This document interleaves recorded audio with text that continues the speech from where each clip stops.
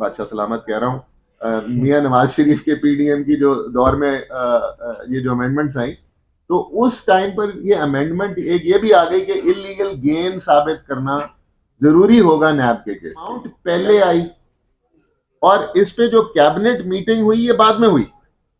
जिस cabinet meeting का जिक्र किया जाता है कि जी ये बंद लिफाफा आया और इसमें इन्होंने अलाउ कर दिया कि ये पाकिस्तान हुकूमत में पैसे आने के बजाय सुप्रीम कोर्ट में चले। सुप्रीम कोर्ट में बैरिया टाउन का केस चल रहा था और उस बैरिया टाउन के केस में बैरिया टाउन की सेटलमेंट पाकिस्तान के सुप्रीम कोर्ट से हुई कि 460 अरब रुपए Bahria town supreme court of Pakistan को देगी। इस बैकग्राउंड में बैठा हुआ हूँ यहाँ से। जनरली तो हम प्रेस कॉन्फ्रेंस किसी और किस्म की सुनते हैं, तो मैं आपसे एक्चुअली लॉ पॉइंट्स पे कुछ बात करने आया था।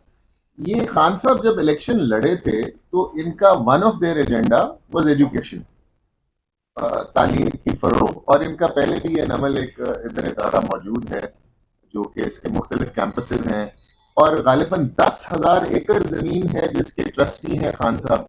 अब आपने कभी यहाँ नहीं देखा होगा कि खान साहब ने अगर कोई दुकान बनाई हो और उसका किराया खान साहब की जात को जाता हो, या शौकत खानम की कैफेटेरिया जो है उन्होंने अपने मामू के बच्चे को या किसी को आगे दे दी हो। तो ये कॉन्फ्लिक्ट ऑफ इंटरेस्ट क्योंकि उनकी जात में नहीं है, इसलिए जब आप किसी दुकान में जाते हैं वहाँ शौकत खानम का डब्बा पड़ा हुआ होता है और साथ एक और डब्बा पड़ा हुआ होता है, आप खान साहब के डब्बे में वो खैर चैरिटी डाल देते हैं। ये जो केस है अल कादिर ट्रस्ट का और ये जो 190 मिलियन पाउंड्स का केस कहा जाता है, बड़ा इसको अच्छा टैग दिया जाता है, ये हसन नवाज की प्रॉपर्टी थी वन हाइड पार्क जो कि वहां पर बिकी। वो जब बिकी तो वो 50 मिलियन पाउंड में मलिक रियाज साहब ने खरीदी और वहां पर जो एक्चुअल रेट थे उस वक्त वो गालिबन 15 मिलियन या 20 मिलियन के आसपास उसकी वैल्यू थी। तो जब उनकी रजिस्ट्री ने देखा कि ये एक प्रॉपर्टी इतनी महंगी रजिस्टर हो गई है, सेल डीड ये किस तरीके से हुई है, तो उन्होंने नहीं 190 मिलियन पाउंड अलहदा है। एक प्रॉपर्टी वन हाइड पार्क जो कि 50 मिलियन पाउंड की उस वक्त बिकी हसन नवाज साहब की, 25 मिलियन की, जो कि एक्चुअली 25 की, डबल द प्राइस पे वहां सेल रजिस्टर हो गई इंग्लैंड में। जब वो सेल डबल प्राइस पे रजिस्टर हुई तो वहां की नेशनल क्राइम एजेंसी हरकत में आई कि यहाँ पर कोई गड़बड़ हो गई। ये पाकिस्तान में भी कई दफा मनी लॉन्डर करने के लिए 2 रुपए की चीज 10 रुपए में बेच दी जाती है ताकि वो वाइट मनी आपके पास आ जाए। तो ये वहां पे ये हरकत की गई, वहां पे ये चली नहीं। जब उन्होंने ये मलिक रियाज साहब के और इनके अकाउंट्स देखे तो मलिक रियाज साहब की वहां कोई कंपनी रजिस्टर्ड नहीं थी, तो इनकी एक बहू की अकाउंट में 190 मिलियन पाउंड पड़ा हुआ। उस अमाउंट को ब्रिटिश एजेंसीज ने विदाउट एनी इंटरफेरेंस और request by the government of Pakistan freeze कर लिया। अब वो एक अलहदा प्रोसीडिंग इंग्लैंड में चल रही थी। पाकिस्तान में उस वक्त सुप्रीम कोर्ट में बैरिया टाउन का केस चल रहा था और उस बैरिया टाउन के केस में बैरिया टाउन की सेटलमेंट पाकिस्तान के सुप्रीम कोर्ट से हुई कि 460 अरब रुपए Bahria town supreme court of Pakistan को देगी। जब इनके पैसे लंदन में ब्लॉक हुए उसमें पाकिस्तान की हुकूमत का कोई ताल्लुक नहीं था। यहाँ की जो पैसे सेटलमेंट हुई उसमें भी पाकिस्तान की हुकूमत का ताल्लुक नहीं था। सुप्रीम कोर्ट की सेटलमेंट हुई मलिक रियाज साहब की कंपनी के साथ बैरिया टाउन कराची के बारे में। मलिक रियाज साहब ने वहां पर अपना पैसा जो उनका उधर ब्लॉक हुआ वो नेशनल क्राइम एजेंसी से ये एग्रीमेंट किया कि जी हम इस पैसे को डायरेक्टली सुप्रीम कोर्ट के अकाउंट में भेज देते हैं। वो पैसा जो है वो उनके मुल्क में कोई गैर कानूनी काम नहीं था, इंग्लैंड में कोई गैर कानूनी काम नहीं था, उसकी सोर्स मशकूक थी। तो उस सोर्स मशकूक पे उन्होंने बोला भाई अपने पैसे पकड़ो और जाओ। ये पैसे मलिक साहब ने अपने यहां से लिए और सुप्रीम कोर्ट के अकाउंट में जमा करा दिए। इस सारे प्रोसेस से गवर्नमेंट ऑफ पाकिस्तान का या पीटीआई का या इमरान खान का कोई ताल्लुक नहीं था। इस वक्त शहजाद अकबर साहब एआईयू के एसेट रिकवरी यूनिट के हेड थे।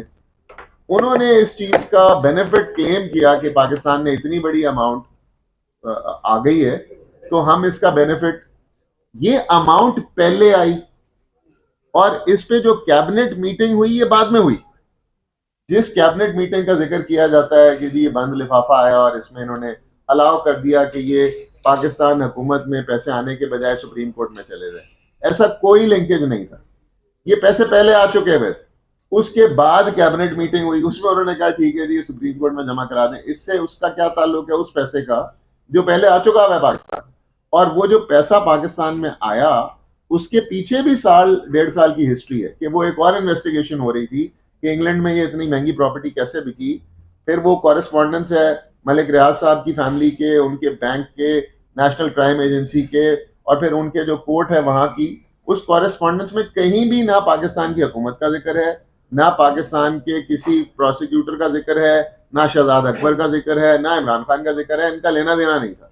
वो पैसे यहाँ पर आए। अब 3 इंडिपेंडेंट ट्रांजैक्शन हैं। उनका पैसा वहां ब्लॉक होना, वो सुप्रीम कोर्ट के साथ सेटलमेंट होना, वो सुप्रीम कोर्ट के साथ हुई। वो पैसे मलिक रियाज साहब क्योंकि उन्होंने सुप्रीम कोर्ट के देने थे, उन्होंने सुप्रीम कोर्ट को दे दिए, वो भी सुप्रीम कोर्ट में डायरेक्टली गए। अब एक कैबिनेट मीटिंग है वो जो बाद में होती है, उसका कोई ताल्लुक ही नहीं है। और कैबिनेट मीटिंग में भी क्या है कि भाई ये इधर नहीं जमा कराओ इधर। अगर अज्यूम कर लें कि पाकिस्तान की कैबिनेट मीटिंग की वजह से ये पैसे सुप्रीम कोर्ट के अकाउंट में गए हैं, ये फैक्ट नहीं है। फैक्ट ये है कि वो पैसे पहले ही सुप्रीम कोर्ट के अकाउंट में चले गए थे। मगर अगर ये मान भी लें कि उन्होंने कहा कि भाई सुप्रीम कोर्ट की ये पैसे सुप्रीम कोर्ट में जमा कराएं, पाकिस्तान हुकूमत के खाते में ना जमा कराएं, तो आज की हुकूमत ये पैसे क्लेम कर सकती थी। बहरहाल सुप्रीम कोर्ट ने खुद ही ये पैसे सुप्रीम कोर्ट के अकाउंट से निकाल के पाकिस्तान की हुकूमत के अकाउंट में जमा करा दिए हैं। अब नैब का आपको ये अच्छी तरह से पता है, पिछले दिनों जो अमेंडमेंट हुई है, जो बादशाह सलामत कह रहा हूँ, मियां नवाज शरीफ के पीडीएम की जो दौर में ये जो अमेंडमेंट्स आई, तो उस टाइम पर ये अमेंडमेंट एक ये भी आ गई कि इलीगल गेन साबित करना जरूरी होगा नैब के केस के लिए। पहले ये था कि एसेट बियॉन्ड मीन्स, किसी के पास जायदाद ज्यादा है और उसके पास सोर्सेज कम है तो उसके खिलाफ भी नैब का केस हो सकता था। फिर दोबारा बादशाह सलामत कहने लगा था, मगर पीडीएम की हुकूमत ने जो अमेंडमेंट की उसमें कहा कि जी इलीगल गेन भी जरूरी है।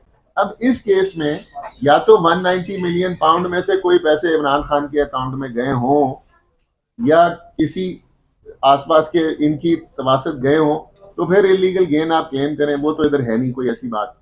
अच्छा, अब एक ट्रांजैक्शन और हुई जो कि लिंक की जा रही है इसके साथ, इस चीज को गलत साबित करने के लिए। वो क्या है कि जी अल कादिर ट्रस्ट यूनिवर्सिटी को मलिक रियाज ने पैसे डोनेट किए, इसकी बिल्डिंग बनाई और ये हुआ और वो हुआ। ओ भाई, मलिक रियाज ने एक अल कादिर यूनिवर्सिटी को जमीन डोनेट की पड़ी हुई है, वहां पर उन्होंने बिल्डिंग बनवाई, बनी हुई है, वहां पर यूनिवर्सिटी बनी हुई चल रही है। 110 स्टूडेंट सुबह दोपहर शाम का खाना भी वहीं खाता है, रहता भी वहीं है, नहाता भी वहीं है, साबुन भी उन्हीं का इस्तेमाल करता है और पढ़ भी रहा है। और क्या पढ़ रहा है वो? अंडर ग्रेजुएशन कर रहा है वहां पे डिफरेंट डिसिप्लिन में। 110 बच्चा। यहाँ पे किसी साहब के यहाँ महल नहीं बन गए डिफरेंट शहरों में, मलिक रियाज साहब ने लोगों को महल भी गिफ्ट किए हैं। यहाँ पे कोई रायवंड में जाती उम्रा स्टेट नहीं बन गई इस पैसे से कि आप कहो कि पर्सनल बेनिफिट हो गया है। यहाँ पर एक इदारा बना और इस तरह के इदारे इसी शख्स के नाम पर पहले भी बने हुए हैं। नमल में 10,000 एकड़ से ज्यादा जमीन है जिसके ट्रस्टी इमरान खान साहब हैं। तो उसका क्या मतलब है कि इमरान खान अपनी जात के लिए वो जमीन इस्तेमाल करता है। सो ये केस एक बड़ा वैसे बहुत ही फजूल केस है और इस केस को बनाकर पता नहीं क्या शो करना चाह रही है जो भी अरबाब इख्तियार हैं, कि शायद वो इतनी घटिया चीज़ों पर भी आ जाएंगे और शायद लोग इससे बाज आ जाएंगे। ये हमें होश के नाखून लेने चाहिए।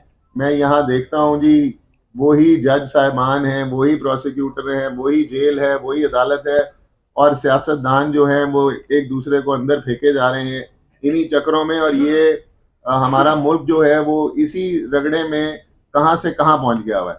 सो ये हमारी आपके तवासत से आपसे इस्तदा होगी कि ये इंफॉर्मेशन लोगों तक दें ताकि कोर्ट्स के लिए भी आसानी पैदा हो ये डिसीजंस लेने में, थोड़ी जुर्रत का यहाँ सारे करें, क्योंकि ये एक अच्छे इदारे चल रहे हैं। अगर ये हमारे सरकारी इदारों में आपने एजुकेशन का स्टैंडर्ड देखा हुआ है, और अगर हम जो यहाँ पे अब 8 अरब रुपए सालाना लाहौर के शौकत खानम को मुखैर हजरात डोनेट करते हैं। 8 अरब रुपए। क्या पाकिस्तान का ये अस्पताल जो कि अब बाकी 2 शहरों में भी बन रहा है, ये फ़ख्र इस पे नहीं होता? आप सब में से कोई ना कोई यहाँ मौजूद होगा जिसका कोई ना कोई फैमिली मेंबर वहाँ से फ्री इलाज या अच्छा इलाज उसने कराया होगा, या उसकी तारीफ सुनी होगी, या किसी ना किसी के थ्रू सुनी होगी। तो हम ये चीज़ें अगर इन चीज़ों पर भी अपने अशखास को मूरद इल्ज़ाम ठहराना शुरू कर देंगे तो लोग अच्छे काम करना बंद कर देंगे। और ये एक केस है जिसके थ्रू हम एक सियासी पार्टी के लीडर को बाहर रखना चाहते हैं। तो क्या आपने लोगों को बाहर रखकर देख नहीं लिया? यही नवाज शरीफ को जब सियासत से बाहर निकाला तो क्या वापस नहीं लेके आना पड़ा आपको? तो ये हमें थोड़ा होश लेना चाहिए। इन्हीं मामलात को अगर हम मजीद तोल देंगे तो इसका अवाम में रिएक्शन आएगा। कोई भी ऐसे इलेक्शन की क्रेडिबिलिटी को नहीं मानेगा जिस इलेक्शन से आप इस वक्त मुल्क की एक मकबूल तरीन जमात के सरबराह को बाहर रखेंगे या उसको पार्टी हेड से हटाकर किसी और को बना देंगे। तो कोई ऐसे इलेक्शन की रिगिंग को नहीं मानेगा, कोई ऐसे इलेक्शन के रिजल्ट्स को नहीं मानेगा। इससे हमारी स्टेट कमजोर होगी। ये जो हालात पिछले 1.5 साल से मुल्क में हैं, ये इंस्टेबिलिटी फर्दर कंटिन्यू करेगी। इसलिए खुदारा आप इस तरह के इल्ज़ाम जो हैं वो लगाना भी बंद करें और इनकी बेसिस पर अवाम से, अवाम के लीडर्स को दूर भी ना रखें। अवाम को चांस दें, वो इलेक्शन में जिसको चाहें वोट दें और उसको अपना लीडर मुंतखब करें और वो इस मुल्क में आए। सब मिलकर इस मुल्क को आगे की तरफ चलाएं ताकि हम सब जो है सुख का सांस भी ले सके और आगे लोग भी चल सकें। Thank you. बहुत शुक्रिया। सर ये बताइएगा जी कि थोड़ा सा डिटेलिएट कर दूं जी कि जब भी मुगला की टीम डेरे से अडियाला से आती है तो जो इमरान खान के चाहने वाले हैं वो ये भी सोचते हैं कि जहाँ ये कानूनी मुशकाफिया में